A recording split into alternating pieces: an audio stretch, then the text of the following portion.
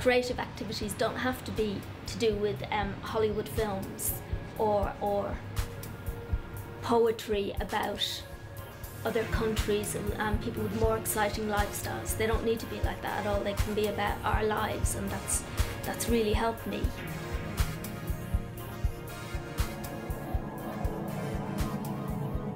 I suppose a need to express things that I find difficult to express with words sometimes. I'm an artist that happens to have mental health problems.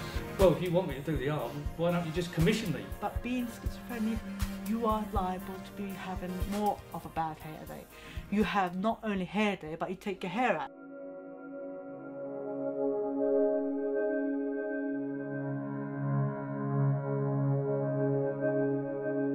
From a very, very early age, I used to wake up before dawn and I think, what can I make? What can I make? And I used to steal the family sellotape and then stick little objects together, cardboard boxes or my father's many fag boxes and things like that, and make human-sized humans out of boxes and toilet bowls. Mum left us when I was 4, brought by my father. Dad passed on. I ended up on the street for roughly about 20 years. I was in prison a couple of times, nothing major, stupid things. Also hospital, I got diagnosed with personality disorder, depression. I got to the stage in my life where, you know, I'd basically had enough. Well, I was born literally in the middle of an air raid in Coventry, one of the big blitzes in 1940. And I've always felt I was a war child. We were actually in a refugee camp during the war and they all worked in the factories making armaments. So I grew up with that sort of background and I think it affected me. Because I come from a Jewish family, I've never not known about the Holocaust or the Inquisition or any other persecution. So I've always been brought up with, you have a passport, you have a suitcase and it's packed, and when it's time, you leave.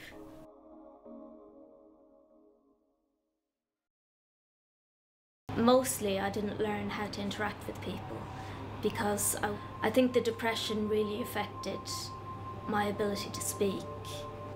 It was only later, like it was sort of in my late 20s, that I got admitted to hospital for depression, and it's only then that I started being able to speak more after I'd had a lot of help. I was ill at some point when I was about 10 and I finished up in hospital for quite a long time. And I saw things there which probably a child shouldn't see. People dying and all sorts of things. When I was about 35, I got attacked in a major way. Yeah, I got really attacked. I was knifed in 3 different places, here, here and here. All the way through. I think my art, my paintings have always been about getting this, the dark side of life out, actually. So, it's 1976, I was 22 years old. I went back to my parents and I was ill and I didn't do anything. And it was the spring term, and then in September they called the police and had me sectioned because I was drawing on the walls. Around sort of about 13 and a half, my dad fell over, had a blood clot on the brain, was in a coma, and it all turned into brain cancer. Anyway, he died in 1978. Ended up getting expelled from school. Also ended up in the psychiatric system. Anyway, then I said, sod the cuff. I'm going to paint. So that was a positive thing that came out of it. So I started painting, and then I thought, oh dear, she's not doing enough exhibitions. And then I thought, sod it. In 1999 I got a prize String of Pearls Award, and I was in the National Gallery.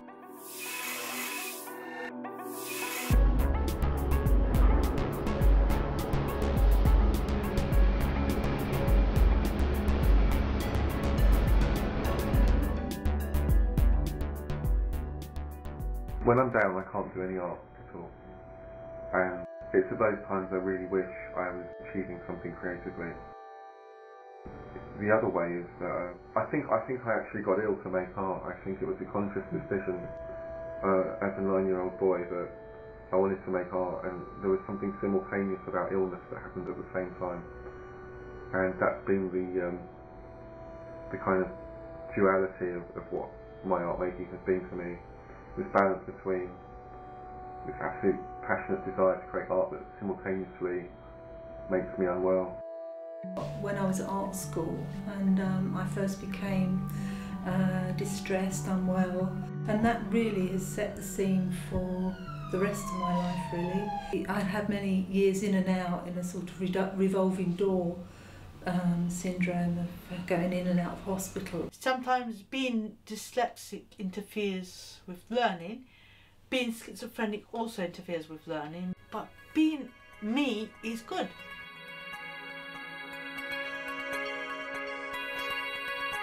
Because of my abuse, I find it quite difficult to have one-to-one intimate relationships, and that always distresses me. I just do art about it.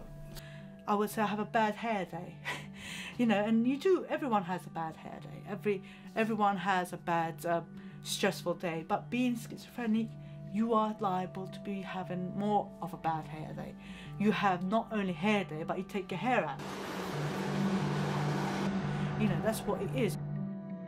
It's a real depression, it's not a chemical thing. I've tried taking antidepressants and they've done absolutely nothing for me, you know, because they don't address the root of the problem.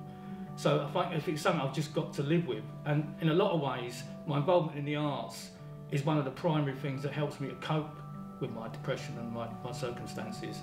It's probably the central primary sort of raison d'etre, if you want, of my life. You know, it's the primary thing in my life. Creativity, in my case, is a spiritual thing. I do believe that the essence of what we are is sort of encapsulated creatively. I know like lots of therapists think that's quite paranoid and delusional, but I know that's the truth for me. But the key thing again was through that was my art making, and particularly drawing at that time. But yeah, the whole way I was experiencing the world around me was very, very distorted. I've heard the term aberrant salience, even state of psychosis is not so much the world itself, it's how you're perceiving the world incorrectly.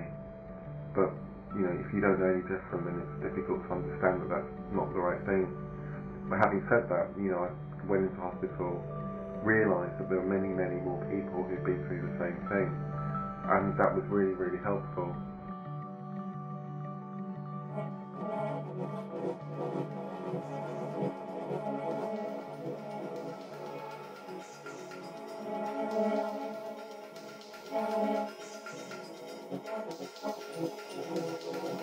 It was only after I had, and I was working as a photographer, it was only after I had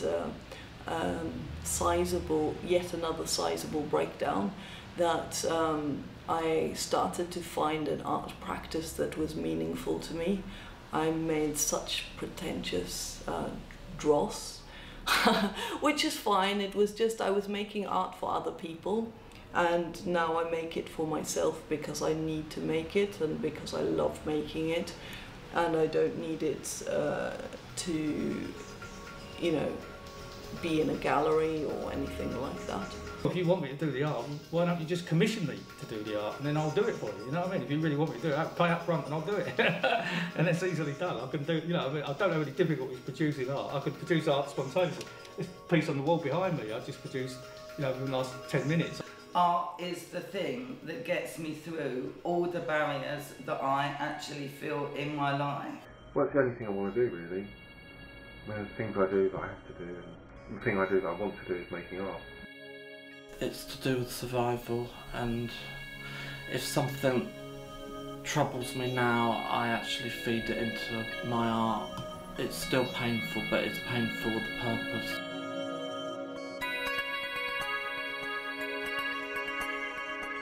There's stuff going on inside me that I want to be able to express to somebody that I don't feel they get. Do you know what I mean? They don't understand, they can't appreciate, they can't really get what I'm trying to say. And so my art is something, an avenue for me to express those emotions and feelings that I can't articulate. The charcoal woman rises from the land.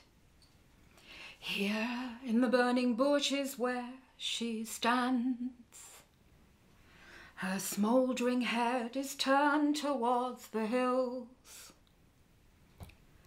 Her body's rooted in the ashen soil. I mean, I'd always painted and written poetry and so on, but as I became more and more depressed, I was doing less and less. And to me, making art, being a creative, is a really vibrant way of staying connected with life, enjoying life, whether you're expressing joyful things or perhaps more complex, difficult things. Yet here she stands, risen again from the land, in the kingdom of cars and chainsaws, still present. Areas have been fatigue, low mood, often at times where I'm not able to produce anything. Ongoing mental health problems, I think. When I feel really dark inside, you know, really I don't know whether you get into that state where blank, there is no future or something. When I feel like that and I pray or something, the pot comes with the flower. It's like a very dark pot, clay pot, and it's red roses and green leaves. Also, green is a color of hope, and it then the whole thing disappears. It's not blank anymore. There is hope. Hope. That is what art does for me. Art is the proper task of life. It's my primary means of being in the world and making sense of the world. But the core that kept me sane, that kept me going, was creativity. It's art. Basically, that was the solution for me. I mean, for a long time, art for me was a bit like keeping a visual journey of what was happening to me. I think sometimes madness may be about when you do get too alone and too in your inner world.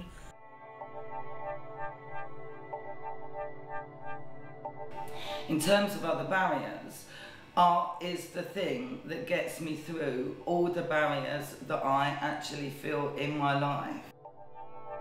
Before, I didn't know how to create. Before I went to college and university, I didn't know how to create, so I was really frustrated. I could scream my head off. But now I can express what I think, what I feel. I know what people have gone through. I've seen exhibitions. I've been to college, I've been to art school, and you know, that has opened me up. That has given me a voice. It was, before I was just a screaming nutshell. You know, now I've cracked the nut and I am gonna blossom. Also, what university gives you generally is this way of reflecting about the world around you. And obviously, you learn quite a lot of conceptual things, and you know, I think in the long term, you're better able to make something more interesting out of your existence. Lots of the media that you engage with has a similar source, and you kind of realise that you're part of something quite exciting. You can be really destructive with art, and you can be really angry with things. I think art college was fantastic because it probably stopped me being put back into the mental health system. I used to be able to climb into skips full of glass, and then I used to take it back to my studio, and a lot of my artwork was made out of broken glass, and I used to smash it, and it was a bit like a witch's cavern. For me, that's quite a magical moment. I mean, really, ultimately, I want my art to say something. I don't want it just to be a little pretty cottage picture sort of thing, you know, on a wall somewhere. I want people to interact with my art. I want people to see it and feel, you know, something about it. You know what I mean? Emotionally be moved in some way.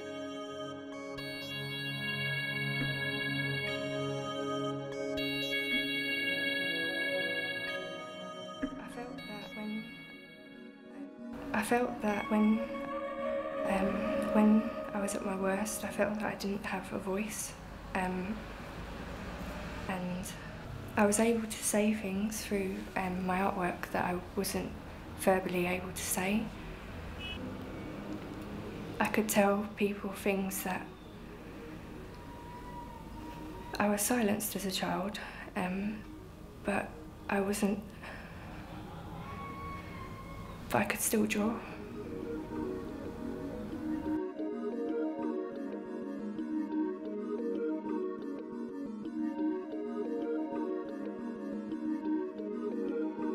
I'm still in recovery. I'll always be in recovery. I have to work at not getting depressed. Doing art and the creative process is a relief, and it's a meditation. It's a coping strategy. I went into a therapeutic community, and it was there that one of the nurses bought us all some disposable cameras and took us out for a walk and got us taking photos, and that was my very first experience of that kind of thing, and I just loved it. I found that all my time, all those days when I had just sat with a book open in front of me and not able to concentrate, but with a camera I could just look through the viewfinder, and just for the few seconds that I was looking through the viewfinder, I could concentrate.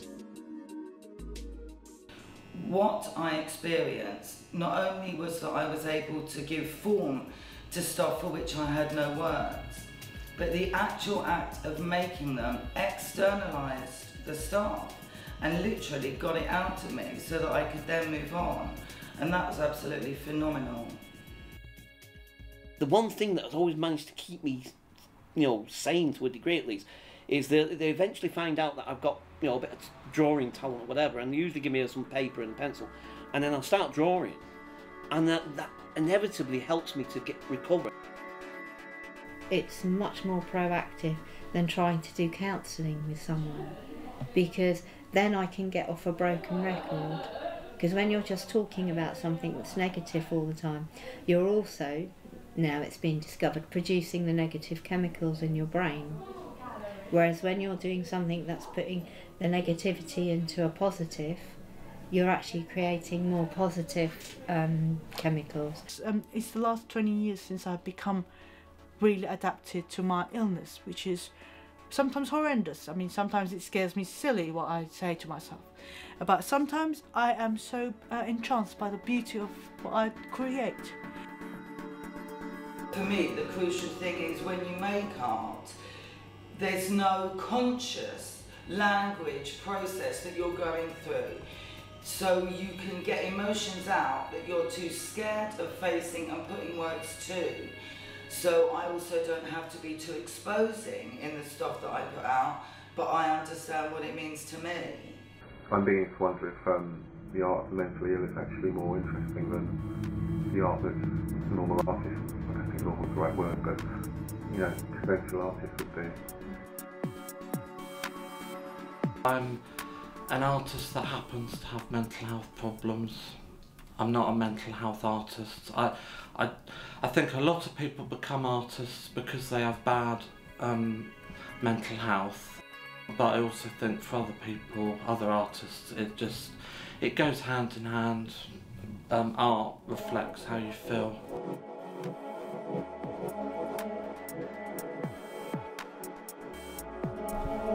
Ekonkara satanama katapuk niabo niaber kalmura tajani sebon guprasad japa ad sacha jugat sacha ebi sacha nanako sebi sacha.